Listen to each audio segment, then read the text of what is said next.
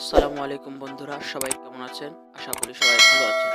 তো চলে আসলাম আজকে আরেকটি নতুন ভিডিও নিয়ে। আজকের ভিডিওতে আপনাদের দেখাবো কিভাবে বিএনপির মহাসমাবেশ পোস্টার ডিজাইন করতে হয়। আপনি চ্যানেলে নতুন দর্শক হয়ে থাকলে চ্যানেলটি সাবস্ক্রাইব করতে ভুলবেন না।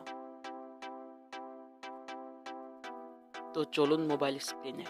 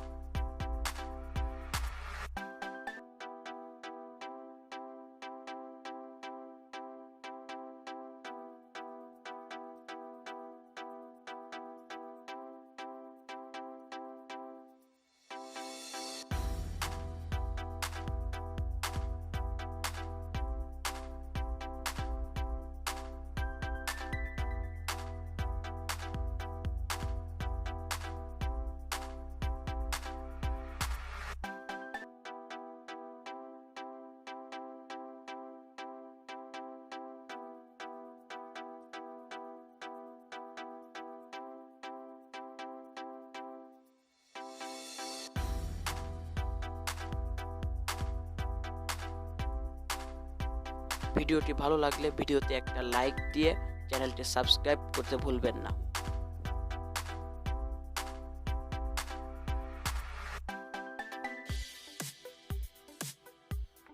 ধন্যবাদ বন্ধুরা, আজকে এই পর্যন্ত। দেখা হবে পরের ভিডিওতে।